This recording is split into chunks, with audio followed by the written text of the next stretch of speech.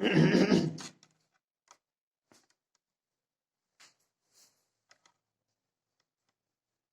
साथियों, मैं नीतीश मिश्रा आप सभी के समक्ष हाजिर हूँ आज एक नए टॉपिक के साथ। हमारा टॉपिक आज का है, जैसा कि आप सभी देख सकते हैं व्हाइट बोर्ड पे हमने लिखा हुआ है शिक्षण। तो टॉपिक वही पुराना वाला है शिक्षण, लेकिन ये पार्ट 2 है। पार्ट 1 का अगर वीडियो देखना हो, शिक्षण क्या है, शिक्षण परिभाषा क्या है, शिक्षण की विशेषताएं क्या है, तो उसके लिए मैं डिस्क्रिप्शन बॉक्स में लिंक दे दूंगा, आप वहां से देख सकते हैं। तो आज यह जो पार्ट 2 का वीडियो है, यह आपको शिक्षण के जो सूत्र हैं इनके बारे में बताया जाएगा कि शिक्षण सूत्र क्या होते हैं। ठीक है, तो जानने के लिए तैयार हो जाइए। लेकिन उससे पहले मैं फिर से कहना चाहूंगा, यदि आप हमारे चैनल पर नए हैं तो चैनल को सब्सक्राइब कर लीजिए, बेल आइकन को प्रेस कर दीजिए। उसके बाद अगर वीडियो अच्छा लगा हो, आपको समझ में आया हो, तो कमेंट के माध्यम से जरूर बताएं और जरा जरा इसको शेयर करें, जिससे अधिक प्रशिक्षणार्थियों तक लाभ पहुंचाया जा सके। देखिए, वीडियो शुरू करने से पहले एक बात मैं आपको और बताना चाहता हूं कि यह जो मैं पढ़ाने जा रहा हूं, यह आपके यूपी टेट, ठीक है, उसके बाद सी टेट में भी काम आएगा, क्योंकि वहां पर प्रश्न इनसे बनते हैं। इसीलिए अच्छे समझिएगा, यह डीएलएड, बीएड और सभी स्टेट टेट एग्जाम और सी टेट के लिए बहुत ही अत्यंत उपयोगी है। तो आइए शुरू करते हैं। शिक्षण सूत्र जानने से पहले ये जानते हैं कि शिक्षण सूत्र कहते किसे हैं।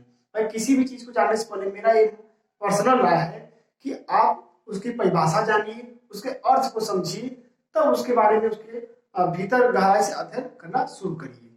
तो देखिए, शिक्षण सूत्र क्या है, सबसे पहला प्रश्न बनता है।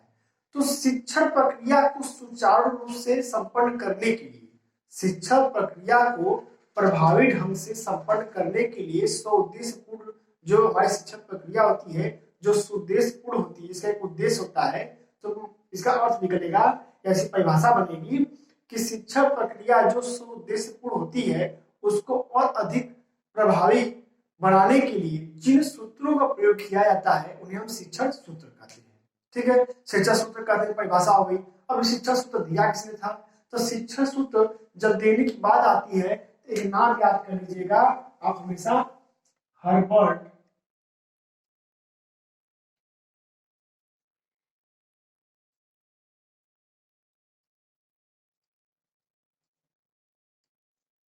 स्पेंसर। हर्बर्ट स्पेंसर जो थे, यह आपके इन्होंने कुछ शिक्षण सूत्रों का प्रतिपादन किया, जो मैं आपको अब बताने जा रहा हूँ। तो देखिए, पहला शिक्षण सूत्र क्या है? शिक्षण सूत्र कुल मिलाकर के 9 है, ठीक है, और इन्हीं से प्रश्न भी बनते हैं। पहला क्या है? सरल से कठिन की ओर। पहला शिक्षण सूत्र है सरल से कठिन की ओर। अर्थात शिक्षण जब हम स्टार्ट करेंगे कक्षा में, तो वहां हमें किन किन सूत्रों का प्रयोग करना है, यही है। तो इसमें पहला है सरल से कठिन की ओर। तो सरल से कठिन की ओर शिक्षण सूत्र यह कहता है कि पहले बालक को सरल चीजें बतानी चाहिए, और सरल चीजें बताने के बाद धीरे धीरे धीरे धीरे उसे कठिन प्रश्नों की तरफ ले जाना चाहिए। जैसे कि आप अगर विद्यालय में किसी भी विद्यालय की गणित किताब देखेंगे, हिंदी किताब देखेंगे, कोई भी किताब देखेंगे, आप मान लीजिए गणित में बात कर लेता हूँ, तो गणित में देखेंगे तो सबसे पहले बालों को सिखाया था 1 धन 1 कितना होता है, ठीक है। उसके बाद सिखाया जाएगा 1 माइनस 1। फिर धीरे धीरे बच्चा जान जाएगा, फिर उसे 2 अंक ले जाते हैं, उसे बोलते हैं 2 1 प्लस 2 2, ये कितना होगा। बालक जब ये बता लेता है, तो फिर बालक को धीरे सिखाया था दशमलव का जोड़, फिर उसे ये जोड़ या ऐसे घटाना सिखाएगा। तो क्या होते हैं, सरल से कठिन की ओर बढ़ रहे हैं, तो ये सरल से कठिन की तरफ इस तरह बढ़ते हैं। तो यही कह रहा है कि सरल से कठिन की ओर शिक्षा सूत्र कहता है, सबसे पहले सरल चीजों को समझाइए और धीरे धीरे बालक को कठिन चीजें समझाना शुरू करिए, क्योंकि अगर पहले ही कठिन चीजें समझाएंगे तो बालक पढ़ ही नहीं पाएगा। दूसरा देखते हैं मूर्त से अमूर्त की ओर। मूर्त और अमूर्त का मतलब पहले समझ लेते हैं, उसके बाद मूर्त से अमूर्त की ओर क्या है उसे समझा जाएगा। तो मूर्त और अमूर्त का मतलब क्या होता है? मूर्त का मतलब समझिए मूर्ति से, मूर्त का मतलब मूर्ति से। मूर्ति क्या होती है? दिखाई देती है, उसकी पूजा अर्चना कर सकते हैं। लेकिन जो अमूर्त है, अगर आगे अ लग गया है, अगर आगे अ लग गया तो अ का मतलब होता है जो न हो, ठीक है। जैसे विनाशी, विनाशी में अ लग गया, अविनाशी, यानी इसका विनाश न हो। उसी तरह अमूर्त यानी जिसकी कोई मूर्ति ही न हो, ठीक है, जो प्रत्यक्ष रूप से न दिखाई दे उसे अमूर्त कहते हैं, और जो प्रत्यक्ष रूप से दिखाई देता है उसे हम मूर्त कहते हैं। तो मूर्त से अमूर्त की ओर का मतलब क्या है? यह शिक्षा सूत्र कहता है मूर्त से अमूर्त की ओर कि पहले बालक को कुछ चीजें दिखाइए, और दिखाने के बाद जब जो चीज उसे समझानी है उसे पहले क्या करिए? मूर्त करिए, दिखाइए, उसके बाद अमूर्तता की तरफ बढ़िए। जैसे अगर बालक आपको सिखाना है ईमानदारी के विषय में, ठीक है, अगर बालक आपको ईमानदारी से समझाना है तो आप पहले खड़ा करिए कि चलो अमरमणि खड़े हो जाओ, अमरमणि खड़ा हो जाएगा, तो अब बताएंगे कि देखिए जो अमरमणि बालक है यह क्या है? ईमानदार है। पहले क्या करें? मूर्ख बनाएंगे, पहले दिखाएंगे देखिए ये बालक ईमानदार है, इसके अंदर इतनी विशेषताएं हैं या ऐसा कार्य करता है, जब उसकी विशेषता बता देंगे तो फिर अमूर्तता के लिए ले जाएंगे, बताएंगे जो बालक ईमानदार होते हैं उनमें यह गुण पाया जाता है, ऐसे ऐसे ऐसे हैं चीजें। तो क्या करेंगे? सबसे पहले मूर्त, और मूर्त के बाद अमूर्त की तरफ बढ़ते हैं, ठीक है, पहले चीजें दिखाते हैं उसके बाद उनकी व्याख्या करते हैं, उनके बारे में बताते हैं। आगे देखते हैं तीसरा। तीसरा है विश्लेषण से संश्लेषण। और विश्लेषण और संश्लेषण बहुत ही महत्वपूर्ण चीज है, समझ लीजिएगा, क्योंकि विश्लेषण संश्लेषण बहुत लोग नहीं समझ पाते, कंफ्यूज रहते हैं। मैं खुद कंफ्यूज था 10 दिन तक, ठीक है। तो विश्लेषण से संश्लेषण की ओर क्या होता है? विश्लेषण का मतलब यह है कि पहले बालक को चीजों को अलग अलग दिखाया जाएगा। जैसे अगर हमें पौधा पढ़ाना है, सबसे पहले हम क्या करेंगे? सबसे पहले पौधा नहीं बनाएंगे, सबसे पहले उसकी हम पत्तियों को बनाएंगे ऐसे, ठीक है, सबसे पहले उसकी पत्तियों को बनाएंगे ऐसे ऐसे, ठीक, उसके बाद हम यहाँ पे ऐसे तो उसका तना दिखाएंगे, ठीक है, उसके फूल दिखाएंगे, बाकी जो भी है अलग अलग चीजों को दिखा करके, देखिए यह पेड़ है, इसका यह क्या है? तना है, यह पत्ती है, यह फूल है, यह जड़ है, इन सब चीज क्या करेंगे? विश्लेषित करेंगे, अलग अलग दिखाएंगे। जब अलग अलग वालों को दिखा लेंगे तो फिर क्या करेंगे? संश्लेषण करेंगे, सबको साथ में जोड़ करके बताएंगे कि देखो अब इन सबको जोड़ते हैं तो क्या बनता है? पेड़ का निर्माण होता है, एक वृक्ष का निर्माण होता है। तो सबसे पहले क्या कहता है विश्लेषण संश्लेषण की ओर? सूत्र यह कहता है कि बालों को चीजें अलग अलग दिखाई तोड़ तोड़ के, उसके बाद उन्हें जोड़ के। संश्लेषण मतलब देखिए स का संश्लेषण, और स से जोड़िए, स से साथ, ऐसे याद कर लीजिए कि साथ में दिखाना है चीजों को, तोड़ तोड़ के फिर साथ में एकत्र करके दिखाना है।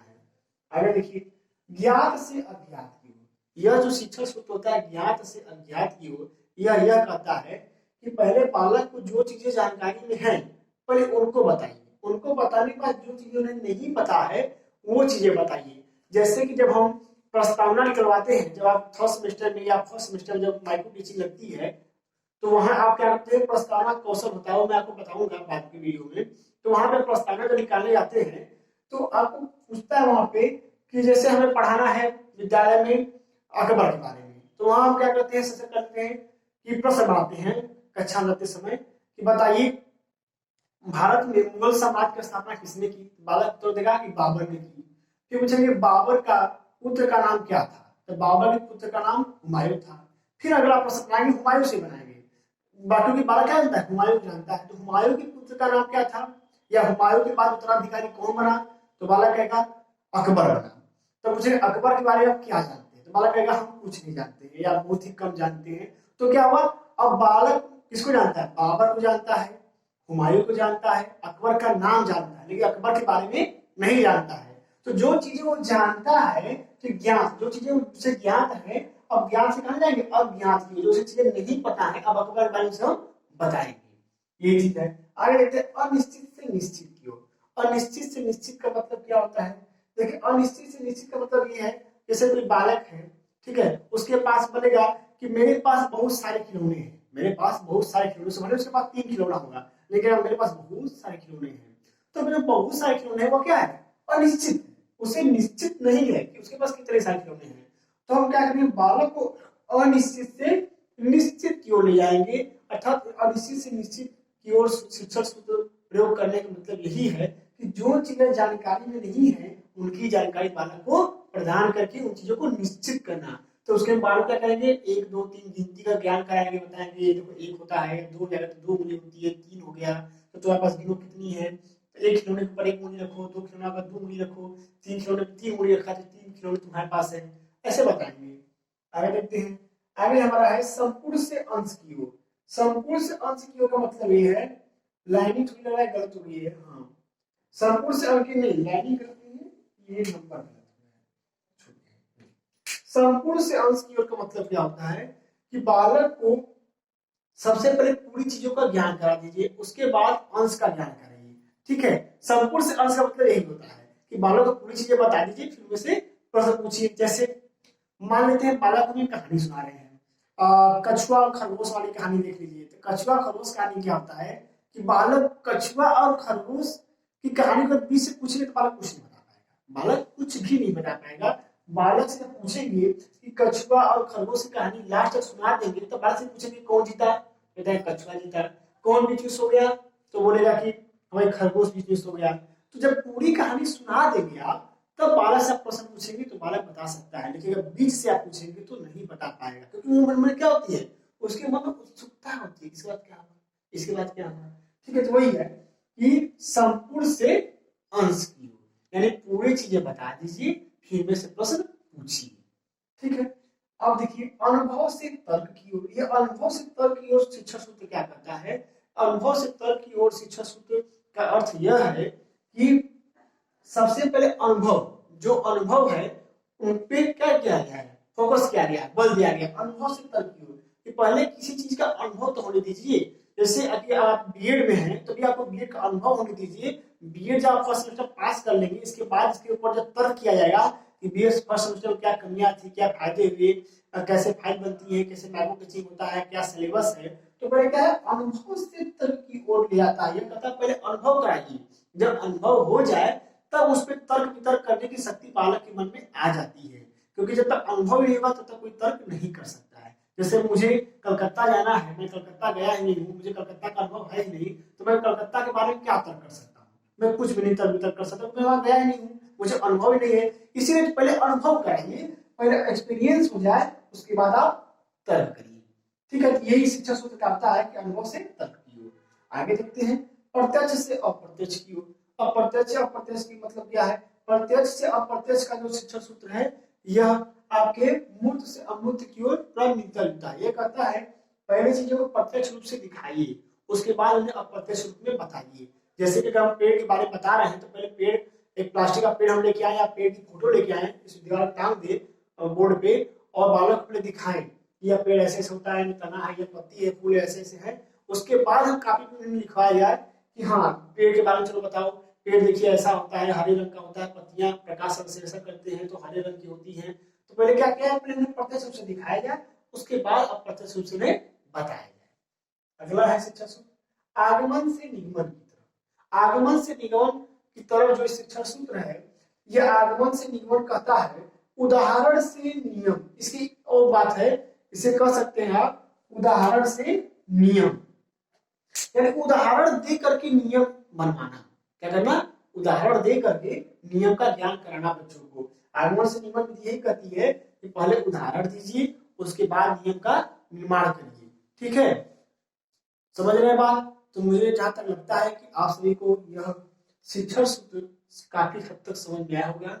अगर अभी भी कोई दिक्कत है तो कमेंट बॉक्स में कमेंट करके आप बेझिझक होके पूछ सकते हैं। ठीक है, अब इसके आगे हम देखेंगे आपके शिक्षण की युक्तियां। सीरीज कर लेते हैं।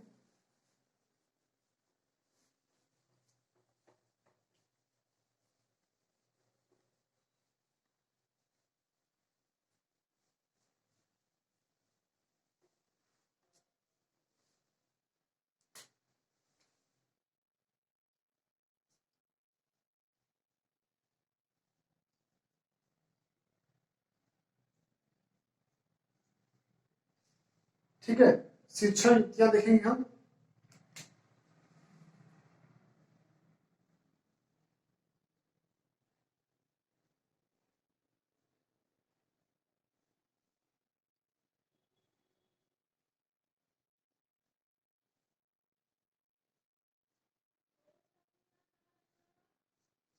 पहला देखिए क्या है, पहला आपका प्रश्न युक्ति। तो प्रश्न युक्ति क्या है, इसको अच्छे समझ लेते हैं। तो ये प्रश्न युक्ति वह है, पहले युक्तियां समझते हैं। युक्ति क्या है, शिक्षण युक्तियां। शिक्षण युक्तियां वह चीज है जो अध्यापक अपने शिक्षण कार्य करने में बीच बीच में प्रयोग करता है। ठीक है, युक्ति का अर्थ भारत में जुगाड़ से आ जाता है। हालांकि जुगाड़ भी सही है, लेकिन शिक्षा में जुगाड़ कोई महत्व नहीं होता है, कोई यहाँ काम ही नहीं है शिक्षा में जुगाड़ का। ठीक है, इसलिए यहाँ पर युक्ति का मतलब यह है कि शिक्षण कार्य में शिक्षक बीच बीच में जिन युक्तियों का प्रयोग करता है उन्हें क्या कहते हैं, हम शिक्षण युक्तियां कहते हैं। तो पहले शिक्षण युक्ति क्या है, प्रश्न युक्ति। लेकिन प्रश्न युक्ति का मतलब यह है कि अध्यापक बीच बीच में क्या करता है, बालकों से प्रश्न पूछने लगता है। जैसे कोई चीज पढ़ाया, मैं ही आपसे कुछ पढ़ाया, और जैसे मैंने आपको भी पढ़ाया है, मैं आपसे पूछूं कि चलिए बताइए कि जो शिक्षण सूत्र का प्रतिपादन किसने किया था, तो आप उत्तर देंगे कि स्पेंसर महोदय ने किया था। तो यह क्या है, ये प्रश्न युक्ति है। उसके बाद देखते हैं व्याख्या युक्ति क्या होती है। जैसे कोई टॉपिक हम पढ़ा रहे हैं, बालक को नहीं समझ, लेक्चर दे रहे हैं, ठीक है, लेकिन नहीं समझ रहा है, तो हम क्या करें, बालक सॉरी लेक्चर भी दे रहे हैं, हम लिखवा रहे हैं, कोई काफी कोई चीज लिखवा रहे हैं और बालक को नहीं समझ आ रहा है, तो खड़ा होकर पूछेगा कि श्रीमान जी क्या लिखा रहे हैं, मुझे समझ नहीं आ रहा है। तो क्या करेंगे, उसको व्याख्या करेंगे, उसको एक्सप्लेन करेंगे। तो उसको एक्सप्लेन करेंगे कि देखो यह चीज ऐसे होती है, तो उस बालक को चीज समझ में आ जाएगी, तो उसे कहते हैं व्याख्या युक्ति। इसके बाद अगली युक्ति हमारी है उदाहरण युक्ति। उदाहरण युक्ति, एक एक युक्तियां लिखते चलेंगे, अच्छे से आपको समझ में आता जाएगा। उदाहरण युक्ति, देखिए उदाहरण युक्ति क्या कहता है कि बालक को आप कोई चीज समझाइए। जैसे मैं आपको समझा रहा हूँ कि उदाहरण युक्ति क्या होती है। अब उदाहरण युक्ति मैं समझा तो रहा हूँ कि उदाहरण की समझाई जाती है, लेकिन आपको समझ नहीं आ रही है, तो हम क्या करेंगे, आपको उदाहरण देंगे। ठीक है, तो जब उदाहरण जो हम देते हैं वही क्या है, उदाहरण युक्ति है। जो बीच बीच में शिक्षक उदाहरण देता है चीजों तथ्यों को समझाने के लिए, उसे यह उदाहरण युक्ति कहते हैं। ठीक है, उसके बाद हम देखते हैं तुलना युक्ति। देखिए तुलना युक्ति क्या है, तुलना युक्ति है कि चीजों को दो चीजों से तुलना करके समझाना।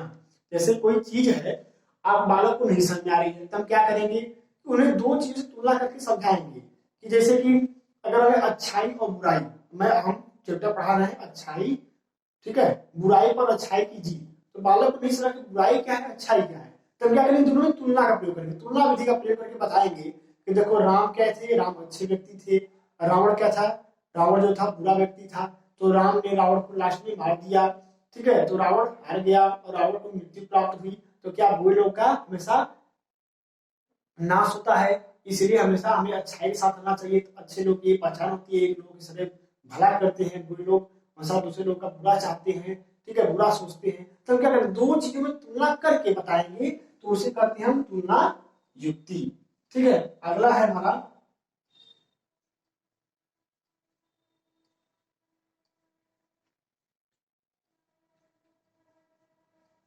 पुनरावृत्ति युक्ति। अब कहेंगे पुनरावृत्ति क्या है, नंबरिंग कर लेते हैं।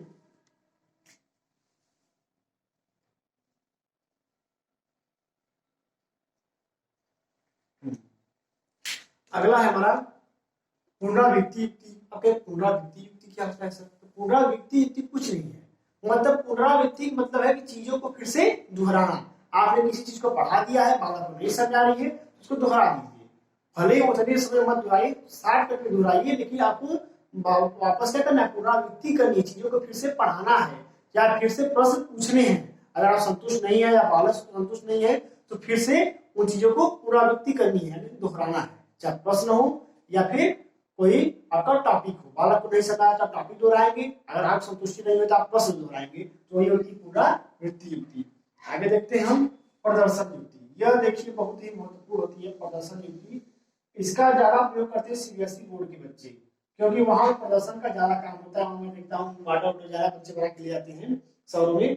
तो क्या होता है, ये प्रदर्शन युक्ति का मतलब ये है कि आप क्या करते हैं, प्रदर्शन करते हैं। प्रदर्शन युक्ति जैसे कि हम पढ़ा रहे हैं कि सिंधु घाटी सभ्यता के नगर कैसे थे, ठीक है, या फिर सड़कें कैसी थी, तो एक मॉडल बना के लाएंगे, बच्चे को प्रदर्शन करेंगे कि सिंधु घाटी सभ्यता के समय ऐसे सड़कें थी, नब्बे पे एक दूसरे काटती थी, ऐसे मकान बने हुए थे नगर टाइप के, इधर दरवाजा था, ठीक है, इधर गलियां थी, एक दूसरे को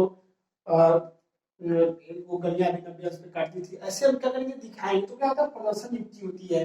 भाव क्या है, लोलक क्या है, ये सब प्रदर्शन करके दिखाया जाता है, तो वही प्रदर्शन युक्ति कराती है। जैसे कि हमें अगर पढ़ाना है, मान लीजिए कि जो ऑक्सीजन है, ऑक्सीजन गैस के द्वारा ही आग जलती है, तो हम क्या करेंगे, एक मोमबत्ती जला लेंगे, एक गिलास ले लेंगे, गिलास को धीरे धीरे मोमबत्ती के ऊपर रखेंगे, जब तक उसमें ऑक्सीजन नहीं तब तक मोमबत्ती जलेगी, कुछ देर बाद मोमबत्ती बुझ जाएगी, तो वह क्या है, वह प्रदर्शन युक्ति है। ठीक है, इसके बाद हम अगला देखते हैं,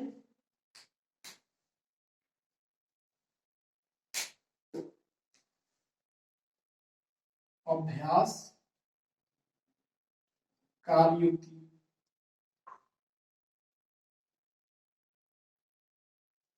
देखिए अभ्यास कार्य युक्ति क्या है, अभ्यास कार्य का युक्ति का मतलब यह है कि शिक्षक बच्चों को बार बार क्या करेगा, अभ्यास करने के लिए कुछ चीजों को देगा कि अगर आपको ये चीजें नहीं समझ आई है तो आप घर जाइए, अभ्यास करिए, इनको फिर से लिख के लाइए, तब समझ आएगा, या यहाँ जाइए कार्य करके आइए।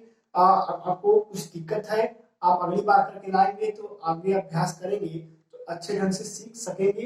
इसलिए अभ्यास कार्य युक्ति का प्रयोग किया जाता है।